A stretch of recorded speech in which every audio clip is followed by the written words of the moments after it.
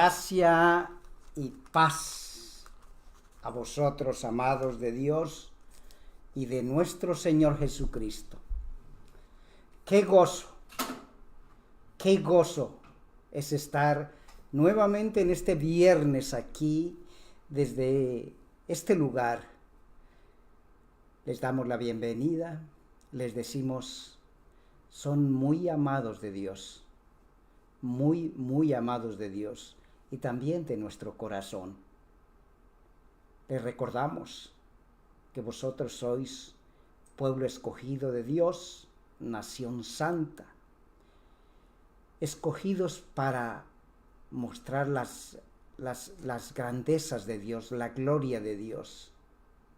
Recordarles que somos y que son hijos de Dios, con propósito eterno. Gracias, Señor, te damos en este día, Señor, desde aquí, Dios mío, te pedimos, Espíritu Santo, que tú nos des, tanto a los que están allí en la red, como a los que estamos aquí, que nos des espíritu de revelación y entendimiento de tu palabra, Señor. Gracias, papá lindo. Nos declaramos terreno dispuesto para tu siembra, Dios mío. Gracias, papá lindo. Gracias por el propósito que tú tienes con nosotros esta tarde. Amados, hemos estado hablando ya hace un tiempo, mucho tiempo diría yo, acerca de la misión que Dios nos dejó para esta bendita Iglesia Universal y que nos dejó allí en el último capítulo de Mateo antes de que Él ascendiera a los cielos, en el cual nos dejó como misión hacer discípulos en todas las naciones. Y en este sentido hemos escogido, el Señor nos ha entregado un nuevo pasaje que vamos a leer a continuación y que vamos a encontrar en la segunda carta al apóstol Pedro.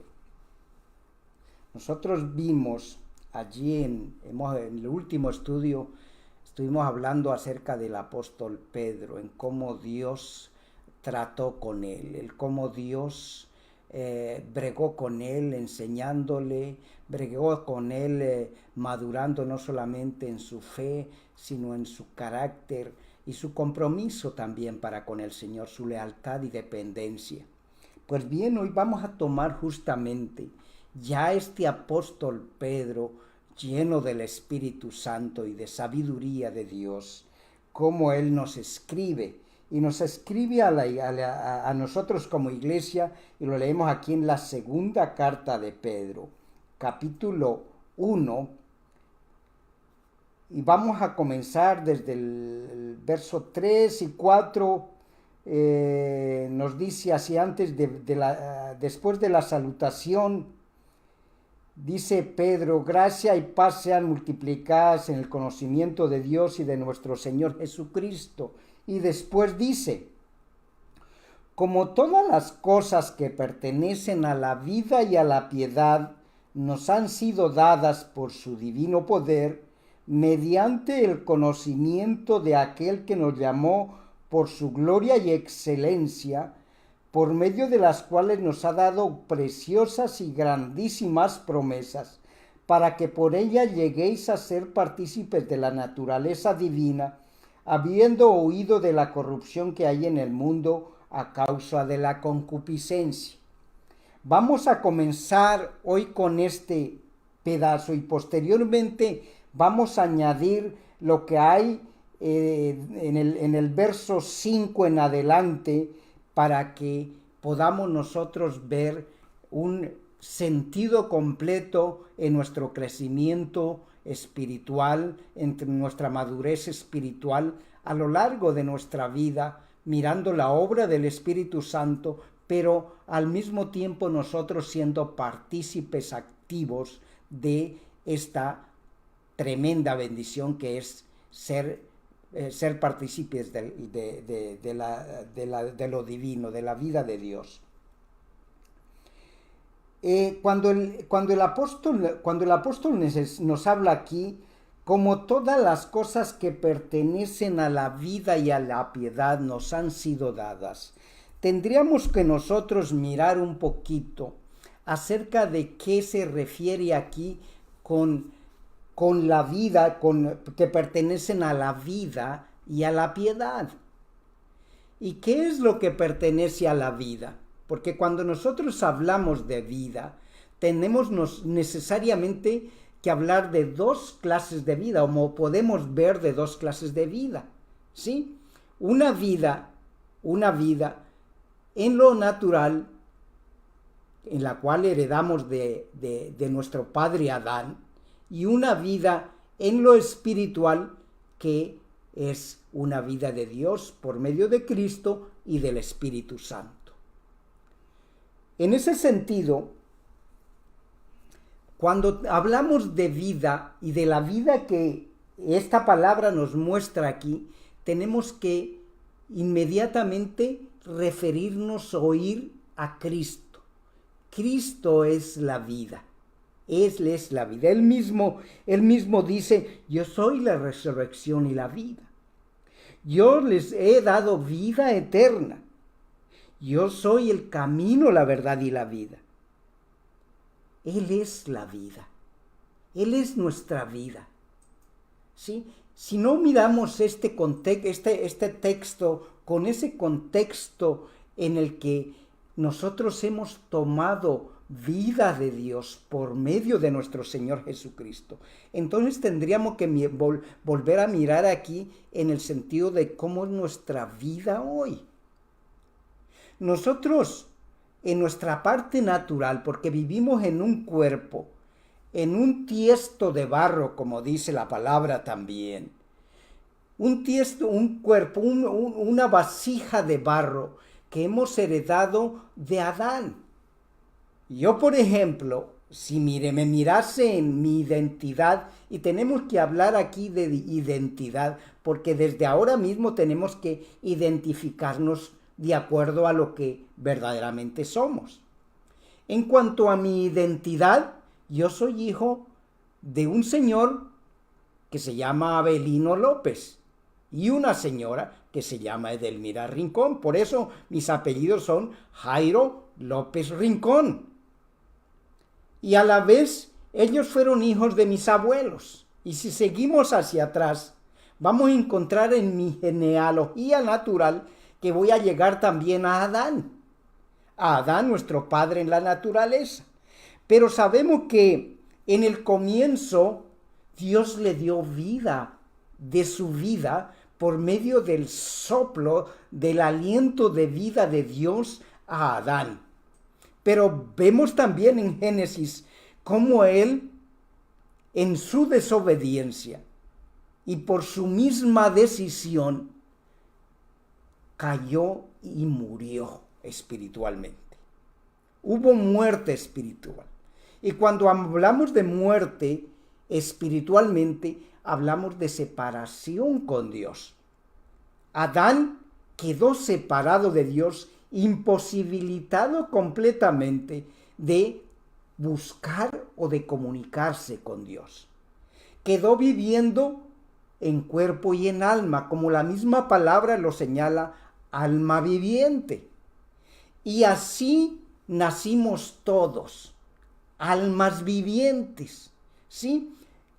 Teníamos un cuerpo y un alma, pero así venimos desde Adán y así podemos leer durante todo el Antiguo Testamento. Así vemos un Abraham, así vemos los hijos de Abraham, así vemos a Moisés, así vemos a David, y etcétera, etcétera, etcétera. Ninguno de ellos fue nueva criatura, tuvo la vida de Dios, Señor. Dios les dio la posibilidad de creer, pero no tenían la vida de Dios en ellos. ¿Cuándo comenzó a haber vida de Dios nuevamente en el hombre? Recordémonos que Cristo mismo le dijo a Nicodemo, es necesario nacer de nuevo. Si quieres ver el reino de Dios, es necesario nacer de nuevo. Y el reino de Dios sabemos que es un reino espiritual. Y lo mismo le dijo, si quieres entrar o ser parte del reino de Dios, también es necesario nacer de nuevo.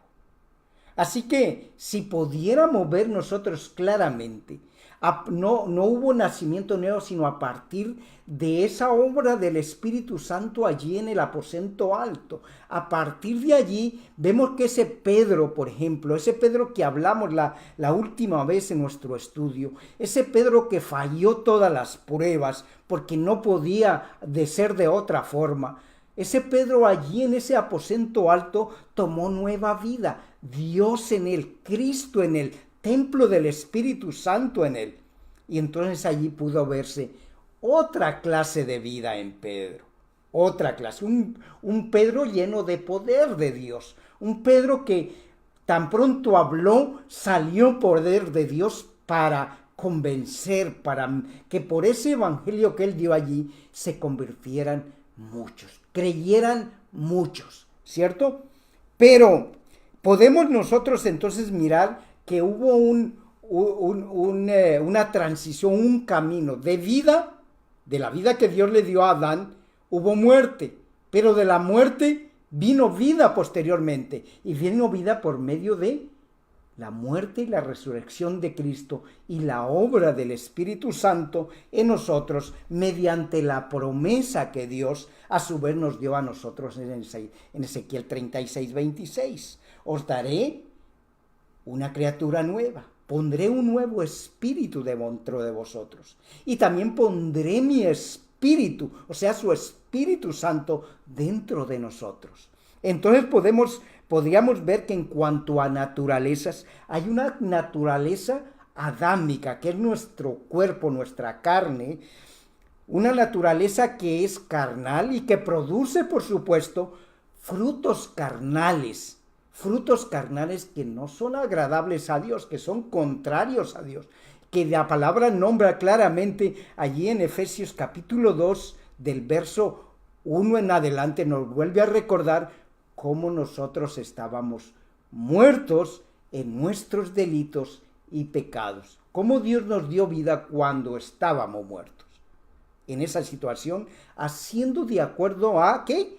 Al mundo, haciendo de acuerdo a la carne, es decir, a lo que nosotros éramos en nuestra naturaleza, esclavos del pecado y esclavos de Satanás. ¿Sí?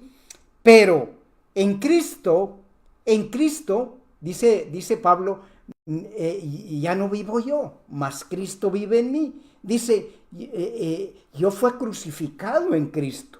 Yo fui crucificado en Cristo. Y ya no vivo yo, mas Cristo vive en mí.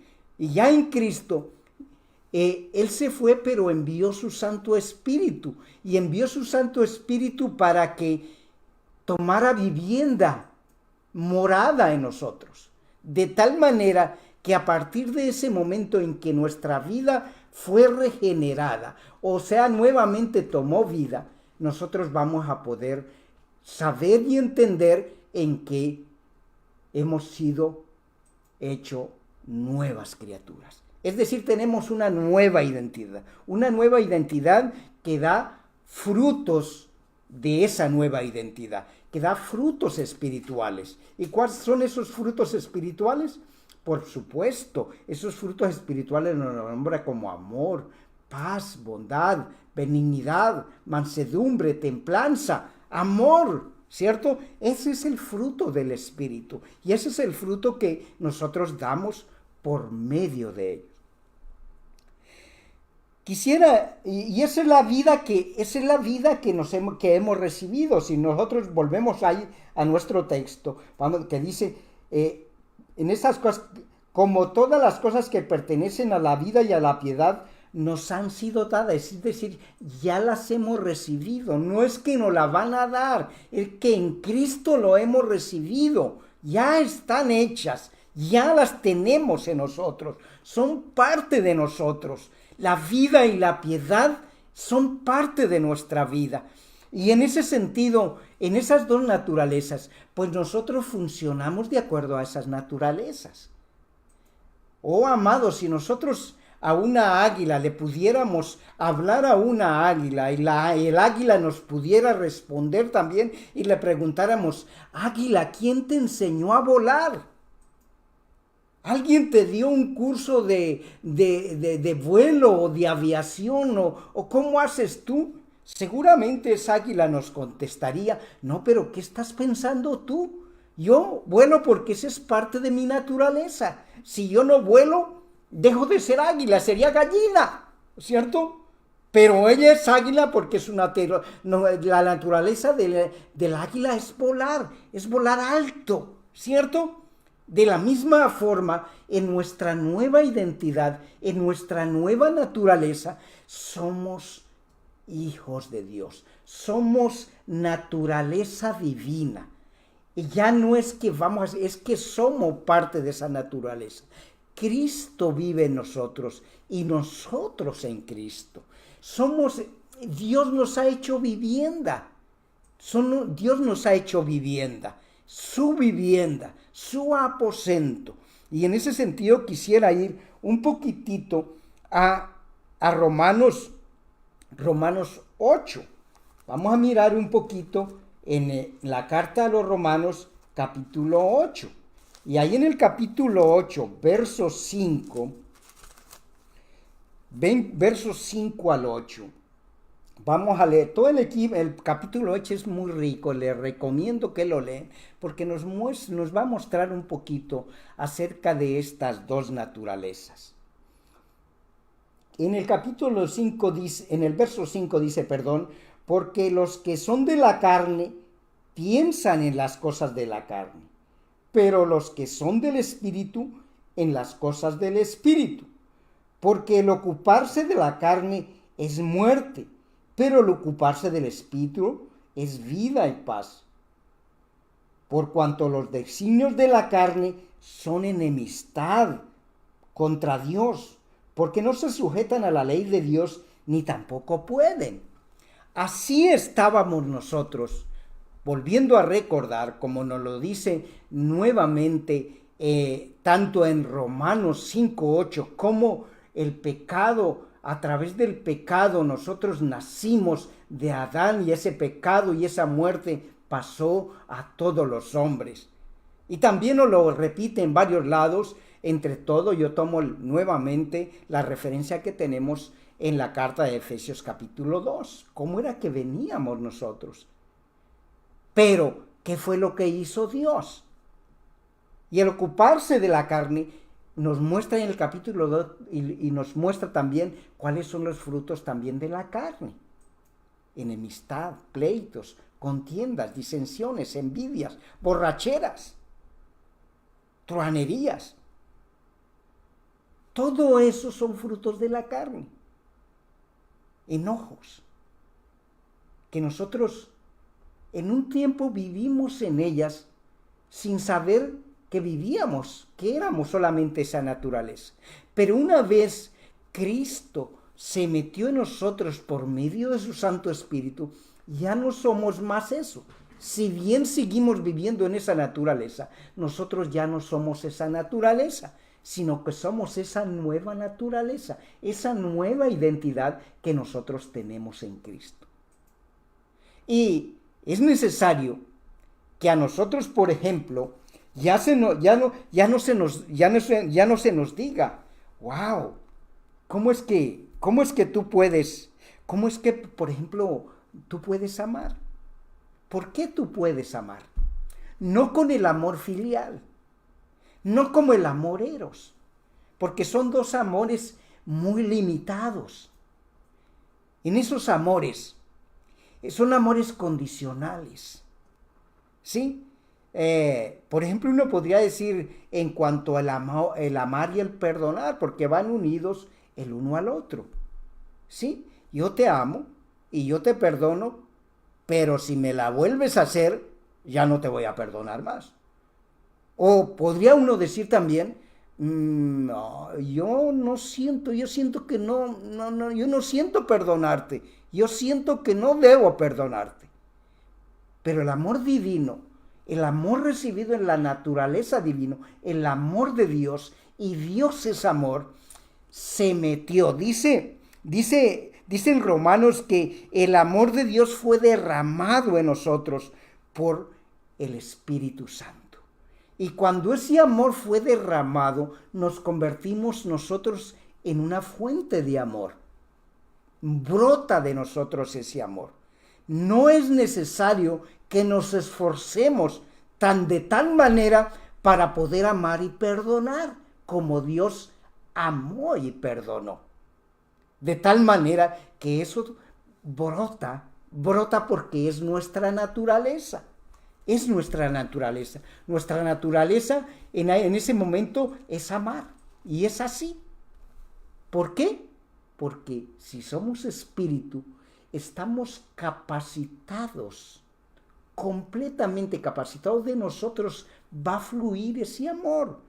Así como también no solamente amar, sino todo lo que pertenece a la vida de Dios en nosotros, a los atributos de Dios por medio de Cristo en nosotros, en cómo podemos ser bondadosos, cómo podemos dar. Ya el dar para nosotros no es un esfuerzo dar, es una alegría y es un gozo dar. ¿Por qué?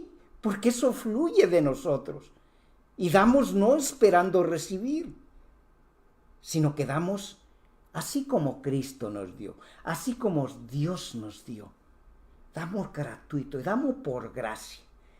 También vamos a mirar allí que cómo Dios nos, en ese propósito de esa nueva identidad, también Dios nos ha llamado. Dios nos ha constituido por medio de Jesucristo, dice en Efesios 4, que Él nos constituyó en ministros competentes, y en ese sentido del nuevo pacto, y en ese sentido, pues por eso Él mismo nos constituyó a unos apóstoles, a otros profetas, a otros evangelistas y a otros pastores y maestros, para edificar la iglesia. ¿Sí? Pero no somos nosotros, sino es Él. Y a través de nosotros se muestra esa función, ese servicio como del mismo Cristo, como fluyendo del mismo Cristo para edificación de su mismo cuerpo. Si nosotros fuéramos un poquito más adelante, allí en la misma carta a los romanos, en el mismo capítulo 8, pero ya en el verbo 16 y 17, vamos a leer ese pedacito. Dice, el Espíritu mismo da testimonio a nuestro espíritu de que somos hijos de Dios. Y si hijos, también herederos. Herederos de Dios y coherederos en Cristo. Si es que padecemos juntamente con Él, para que juntamente con Él seamos glorificados. Y en el 17 dice, pues tengo por cierto que las aflicciones del tiempo presente no son comparables con la gloria venidera que en nosotros ha de manifestarse. Volviendo un poquito a la segunda carta de Pedro, donde tenemos nuestro principal contenido de este día. Nosotros volvamos a leer un poquito nuevamente este pasaje.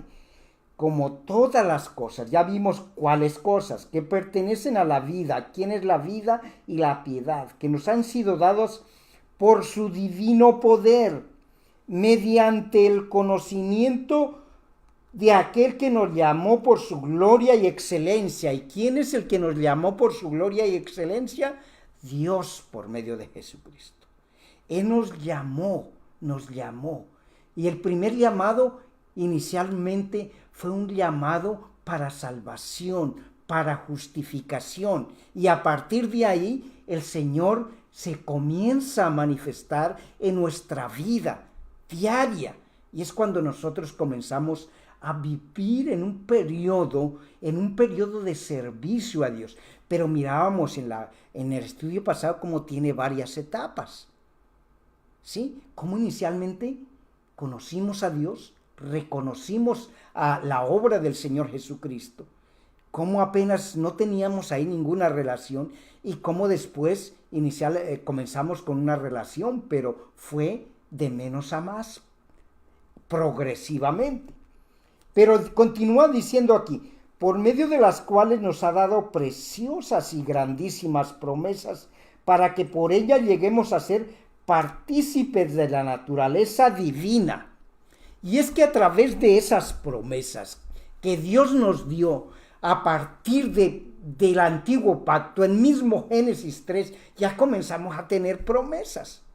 Promesas que todo el antiguo pacto y parte del nuevo, también tenemos muchísimas promesas, pero todas esas promesas fueron hechas realidad. Se convirtieron ya no en promesas, sino en herencia. Y por eso nos dice aquí la palabra en Romanos que Dios nos ha hecho herederos. Nos ha hecho herederos.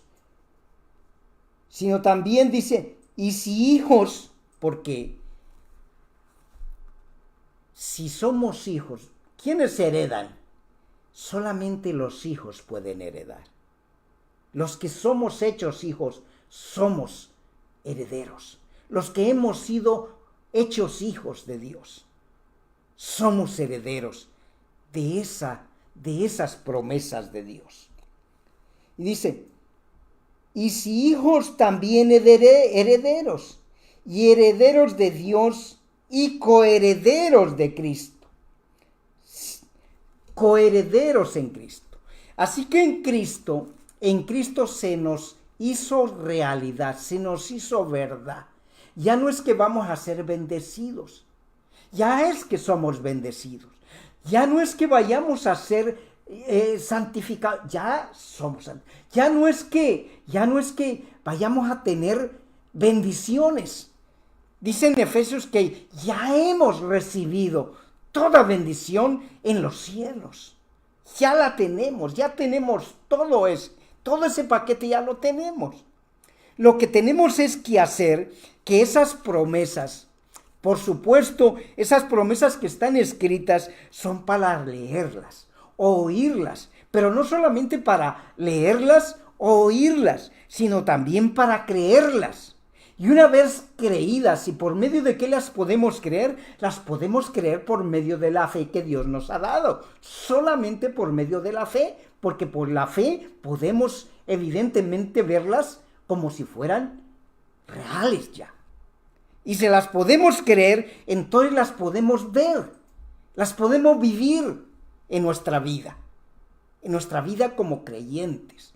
Ya fueron hechas. La promesa de sanidad ya es una realidad. La promesa de vida eterna es una realidad. La promesa de ser hechos hijos ya es una realidad. Mire las promesas, hermanos. Cualquier promesa ya ha sido hecha realidad en Cristo. Él fue el testador. Él fue el que escribió ese nuevo pacto. Y Él ya murió. Y por lo tanto, ese testamento ya nos fue hecho herencia para nosotros. Ya las hemos tomado. Ya dijo Dios, son vuestras en Cristo. Así que, mis amados, si a medida que nosotros vayamos viviendo, vayamos comprobando, vayamos creyendo, vayamos yendo a esas promesas y las vayamos haciendo parte nuestra, entonces nosotros vamos, mediante vivir esas promesas en nuestra vida, vamos siendo partícipes de la naturaleza divina. Cómo Dios se va glorificando a través de tu vida. Cómo Dios se va mostrando en la vida, cómo la vida de Dios va siendo allí. No es lo mismo, amada de Dios, no es lo mismo no es lo mismo